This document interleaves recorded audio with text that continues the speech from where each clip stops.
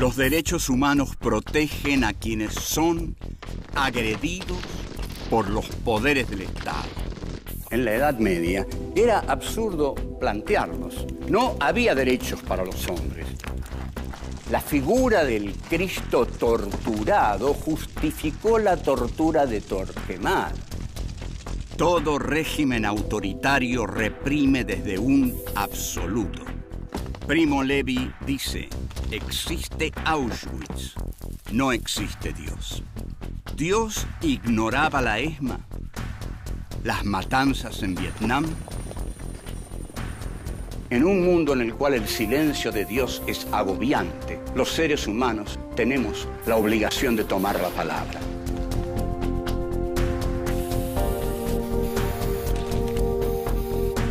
Filosofía aquí y ahora 5.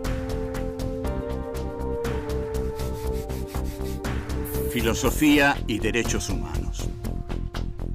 Encuentro 4. Colonialismo y violencia. 1. La pesada carga del hombre blanco. 2. Sangre y lodo. 3.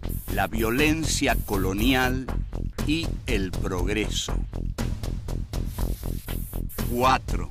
¿Existe la violencia legítima? 1.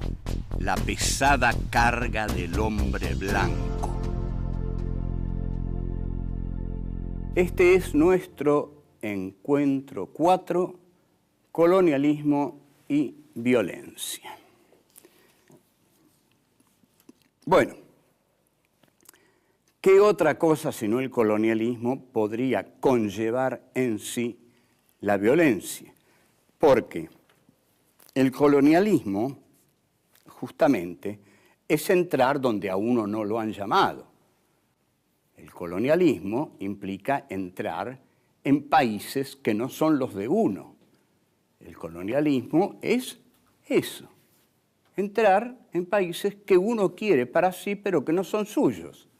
Entonces, la violencia es un elemento casi insoslayable. A veces es cierto, los países colonialistas son bien recibidos, pero en general entran a sangre y fuego. El colonialismo moderno ha inventado categorías culturales para su empresa. Categorías culturales, es decir, cuando el colonialismo entra en un lugar, con él entra la cultura. Y uno de los grandes teóricos, o el más grande teórico del colonialismo, que fue Rudyard Kipling, llamó a esta tarea la pesada carga del hombre blanco, que tiene así algo mítico, ¿no? La pesada carga del hombre blanco es nada menos que la de civilizar al resto del mundo. Esta es la pesada carga que tiene el hombre blanco, porque no todos los países han estado siempre dentro de la historia. No, señores. No, señores. Los que han estado siempre dentro de la historia son los países occidentales. Esos países son los países del hombre blanco. Esos países son los países de la civilización. Lo que quiere decir civilización, con rigor, quiere decir blanco, quiere decir culto, quiere decir historia, quiere decir estar dentro de la historia. Y lo que está fuera de la historia, lo que no pertenece a ella, es la barbarie. Los países que están fuera de la historia, los que todavía no han sido colonizados por los países civilizados, son los países bárbaros. Entonces, el hombre civilizado tiene derecho a matar a un bárbaro porque el hombre bárbaro no es un hombre. No se es así nomás un hombre. Hay que hacerse un hombre. Un hombre no es una cosa de todos los días. Un hombre es lo que dice Rudyard Kipling en su célebre poema If. Sí, el condicional sí, que dice en una de sus partes, si sabes confiar en ti mismo cuando todos dudan de ti, pero te haces también cargo de sus dudas. Si te sabes encontrar con el éxito y el fracaso y tratar a esos dos impostores por igual. Si sabes seguir cuando no queda nada en ti, excepto la voluntad que te dice, avanza. Si sabes llenar el inexorable minuto con el poderoso valor de 60 segundos. Tuya es la tierra y todas las cosas que hay en ella. Y lo que es más, será su nombre, hijo mío. Este es el poema del hombre imperialista. Uno se siente algo cuando lo lee y también se siente una basura, porque sabe que es muy difícil llegar a ser un hombre así.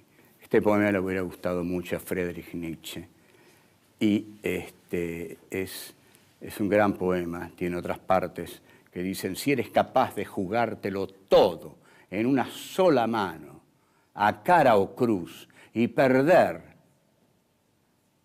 y empezar de nuevo, como si nada. Bien, este tipo de hombre que describe Kipling es un hombre muy especial.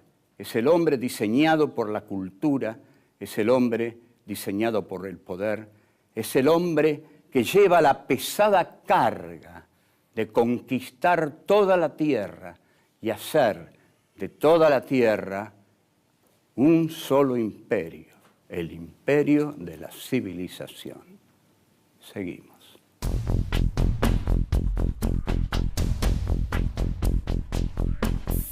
Dos, sangre y lodo. El colonialismo fue el proceso más violento de la historia del hombre. El colonialismo empieza para nosotros, el colonialismo capitalista, empieza en 1492, cuando Colón llega a América Latina y sigue desarrollándose a partir de ahí. Es un proceso tan violento que en esa primera aventura colonial nosotros podríamos decir que fueron arrasados todos los pueblos originarios de América Latina. No hablemos de derechos humanos. ¿Qué derechos humanos? Nadie pensaba en derechos humanos. No había derechos humanos. Había ambición de oro, ambición de riquezas. Y sobre todo, los indios no eran humanos, no tenían corazón, no tenían nada, porque simplemente el Evangelio no los cubría, la cruz no los evangelizaba, no les daba un alma, no tenían alma. Entonces se los barría como a basura. Entonces, luego, a todos los demás pueblos que el colonialismo habrá de arrasar, a los pieles rojas, a los negros en el África, a los asiáticos, a los indios, bueno, las masacres infinitas que se harán hasta que, y se seguirán haciendo, hasta que Inglaterra se va consolidando en el siglo XIX como la nación industrialista y capitalista del mundo. Esta es lo que Marx llama acumulación originaria del capital. La acumulación originaria del capital, y que Marx, capítulo 24 del Capital, va a decir que el capital viene al mundo chorreando sangre y lodo. Sí, por supuesto, el capital viene al mundo chorreando sangre y lodo. Bueno, es así, no hay derechos humanos. Los conquistadores, los que buscan el capital iniciático no se detienen en esto. Marx dice que hay una historia ingenua, lo dice en el capítulo 24 del Capital, que dice que había una pandilla de vagos que no hacían nada, y había, según el capitalismo, y había unos muchachos muy trabajadores, y bueno, y que esos hicieron un capitalismo, un capital, y contrataron a los otros, y bueno, los llevaron a las fábricas. Pero lo cierto es que la explotación de todas las regiones se tradujo en una explotación y en un traslado del oro de América Latina, que se llevó fundamentalmente a Gran Bretaña, porque los piratas de Inglaterra lo derivaron justamente a Inglaterra. Ahora, a la vez, las minas aborígenes, saqueos de esclavos, las minas aborígenes son paisajes inimaginables para nosotros. Son formas de explotación que el colonialismo ha hecho en América, India, China, ¿a qué colaboran? Al desarrollo de la burguesía, una clase a la que Marx admira profundamente, ¿no? Marx dice, no ha habido una clase más dinámica que la burguesía. La burguesía ha transformado al mundo, y Marx apoya este desarrollo de la burguesía, porque dice, bueno, con el desarrollo de la burguesía vendrá su muerte, porque será el proletariado el que le dará muerte. Pero, bueno, el colonialismo todo lo que hace el colonialismo lo hace por la violencia. La violencia se basa en el dolor. Si el hombre no sufriera, la violencia no tendría sentido, no serviría para nada. Aquí la cuestión central es que el hombre tiene dolor, que el hombre sufre. Si a uno le pusieran un hierro candente acá y no le pasara nada, la violencia y la tortura no tendrían el efecto que tienen. Si a uno le tiraran 5 balas y siguiera vivo, tampoco. Yo conversé más de una vez con 2 custodios del fallecido metalúrgico Lorenzo Miguel, sobre todo con uno en un tren a Mendoza en el año 75, y no le dije quién era, ¿no? Que era un profesor, etc. Y después de contarme cosas terribles, me dijo, ¿sabe por qué nuestro trabajo funciona tan bien? Porque la gente le tiene tanto apego a la vida que es difícil de entender, vea. Seguimos. 3. La violencia colonial y el progreso. Hay un investigador, Hewitt, citado por Marx en el Capital, que lanza una frase de una contundencia tal que estremece, que dice que los ultrajes de las razas cristianas contra los diversos pueblos no encuentran paralelo en la historia. En realidad, esos ultrajes han sido muy grandes y muy ocultos, porque, ¿saben por qué? Porque se consideran necesarios, han sido considerados necesarios. Si uno va a Estados Unidos y habla de la matanza de los indios, no lo van a mirar con buena cara. no lo van a mirar con buena cara porque Estados Unidos se hizo así. ¿Y qué? Le van a decir. Entonces, la violencia colonial no se detiene porque Estados Unidos tiene que defenderse del terrorismo islámico. ¿Y qué? Además, está siempre la ideología fundamental del colonialismo. El colonialismo enfrenta a inferiores. Le va a decir el racista. Usted no olvide eso. Nosotros enfrentamos a seres inferiores, no enfrentamos a iguales. Y cuando entramos en un país, entramos para enseñarle a ese país lo que ese país debe aprender. Y si nosotros no entramos, no lo va a aprender. Entonces, nuestra tarea es la de la pesada carga del hombre blanco. ¿O usted no leyó a Rudyard Kipling, mi amigo? Sí, claro que leía. Bueno, esa es la tarea, la pesada carga del hombre blanco. Repasemos este concepto, porque este es el concepto del hombre colonialista.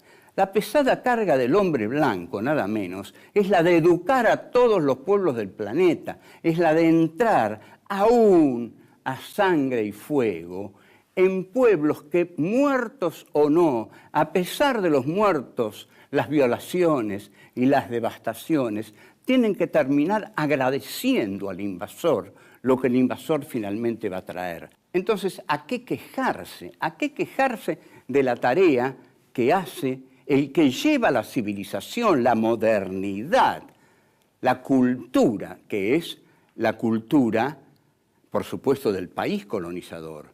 Si van a aprender a hablar en inglés, chicos, no se dan cuenta. Entonces, ¿qué es lo que lleva el colonialismo? Lleva una filosofía de la superación. Ustedes van a superarse. Hay una superación espiritual, una superación cultural, entran en la línea del progreso, entran en el tren de la historia. ¿Qué más quieren que les traigamos? Y van a aprender a hablar en inglés. Buena. Bueno, y así aparece la figura del cipayo. El cipayo es el que adhiere a la dominación del británico. El cipayo ustedes los conocen, si además han hecho películas totalmente ofensivas contra los pueblos que han conquistado, pero muy divertidas. ¿Quién no vio Gunga Din, por ejemplo? Y si no vio Gunga Din, vio La fiesta inolvidable y lo vio a Peter Sellers. ¿Quién no vio a Peter Sellers tocando la trompeta? ¿Quién no vio a Peter Sellers tratando de atarse la sandalia y apoya el pie sobre la bomba? Estalla el fuerte y el director queda con la mano en alto mientras estalla el fuerte.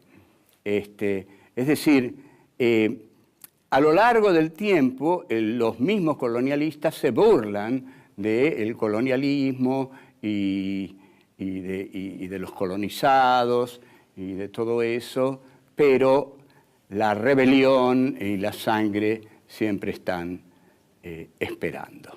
Volvemos.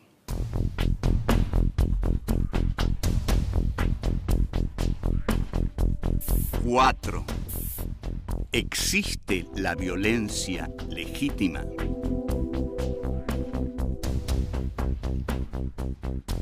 La pregunta acerca de si hay una violencia legítima pareciera absurda, porque preguntar si hay una violencia legítima en un mundo en el que se mata a cada segundo es como preguntarse si hay arena en el desierto. ¿Hay una violencia legítima? Y sí, no sé si esa violencia es legítima. Lo que sé es que hay una violencia fáctica, brutal, constante, que no para nunca y en la cual muchas cosas deben fundarse para que sea así, para que el mundo esté basado en esa violencia. Esa violencia es de todo tipo, es individual, es social, es política. Ahora, la única que podríamos encontrar nosotros, que estamos deliberadamente contra la violencia, que damos este curso sobre los derechos humanos, porque queremos que no se mate ni a los hombres, ni a las mujeres, ni a los niños, porque estamos con la Declaración de los Derechos humanos, porque creemos que la historia no tendrá ningún sentido moral ni avanzará legítimamente hacia ninguna parte mientras se justifique la violencia. Sin embargo, estamos azorados ante este avance de la historia con la violencia. Entonces, ¿qué podemos decir? La violencia es legítima, podríamos decir, cuando un pueblo sometido se levanta contra otro. Bueno, la violencia de nuestros próceres de Mayo, la violencia del pueblo argelino, la violencia de los vietnamitas y la violencia de hoy en Irak. Es una violencia legítima porque la violencia del colonialismo de Estados Unidos vuelve legítima la violencia de los guerrilleros iraquíes. No los estaban esperando ni querían que fueran ahí. ¿Qué hacen ahí? Si se van, esa gente no va a matar a nadie. Están matando porque los norteamericanos han ido ahí. Entonces, ellos son los que están despertando la violencia. Ahora, también la violencia está en la desigualdad del capitalismo. Ojo, ya no hay comunismo, pero el capitalismo, la esencial, profunda, abismal desigualdad del capitalismo es violencia, es expulsión de la sociedad civil, es marginación, es arrojo a la desesperación. Entonces, el imperio, ¿qué hace? Los países opulentos, las ciudades opulentas, ¿qué hacen? Levantan muros. ¿Hasta cuándo van a levantar muros? Necesitamos un sistema económico que integre. Basta de este sistema económico que es imposible, que no integra a nadie, porque es un sistema económico basado en la especulación del dinero y no en la productividad de la burguesía del verdadero capitalismo smithiano del siglo XIX. El colonialismo es lo más despiadado que hay, porque el territorio que invade, el colonialista considera que está poblado de inferiores, entonces los mata a todos. Pero hoy, los de las ciudades y los países opulentos consideran que los inmigrantes que vienen a pedir trabajo, comida, abrigo, calor a los países poderosos, también son inferiores, también porque pertenecen a países inferiores, pertenecen a geografías inferiores, porque el mundo cada vez más se estrecha y este mundo cada vez se estrecha más. Este mundo cada vez es de menos, cada vez es de menos gente y cada vez tiene más marginados. Entre tanto, y hablando del colonialismo, nuestro país padece una situación de injuria colonialista. Las Islas Malvinas, llamadas por el colonialismo las Falklands. Las Malvinas. Esas islas son una injuria para nosotros y para el sistema jurídico internacional. Tomadas en tiempo de Rosas ilegalmente, son ilegalmente mantenidas. Fueron ganadas de nuevo en una guerra contra una junta criminal detestada ante todo por los argentinos, o por muchísimos de ellos. Esa guerra irresponsable que llevó adelante esa junta mató a muchísimos jóvenes argentinos. Pero nosotros, todos, queremos que la batalla sea una batalla judicial, valiente y osada, porque lo judicial también puede ser valiente y osado. Y en esa tarea vamos a seguir. Nosotros queremos tener esas islas porque nos pertenecen y queremos tener lo que nos pertenece, porque no queremos tener un territorio amputado, no queremos tener nada amputado. Queremos ser un país entero, caramba. Si lo somos, ¿por qué nos van a quitar algo que es nuestro? Lo que es nuestro es nuestro. No pedimos nada que no lo sea. De modo que esas islas son nuestras y las vamos a seguir pidiendo mientras estemos arriba, flotando sobre las aguas de este mundo. Chao.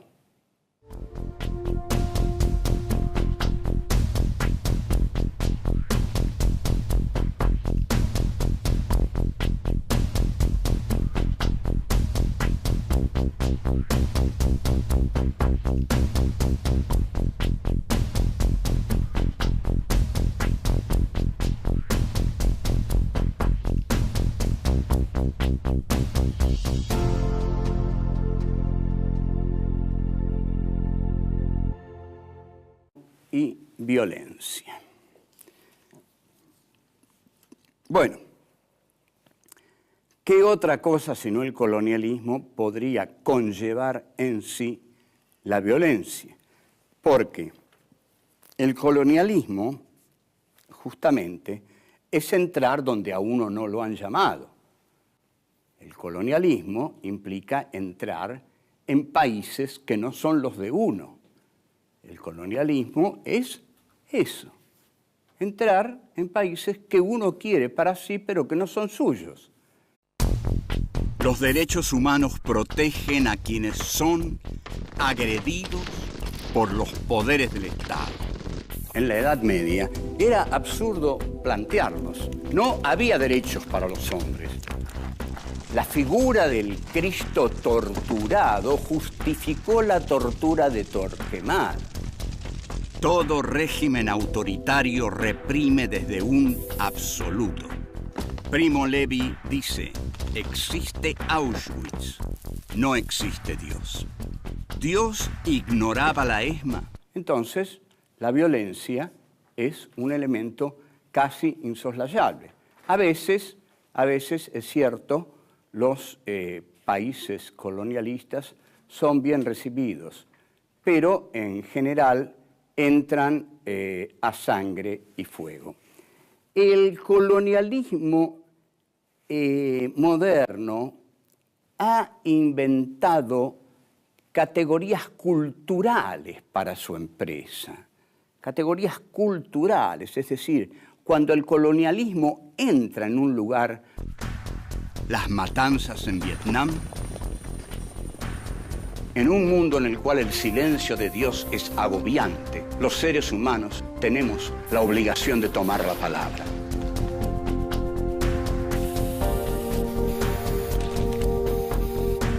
Filosofía aquí y ahora 5. Filosofía y derechos humanos. Encuentro 4. Colonialismo y violencia. 1. La pesada carga del hombre blanco. 2. Sangre y lodo.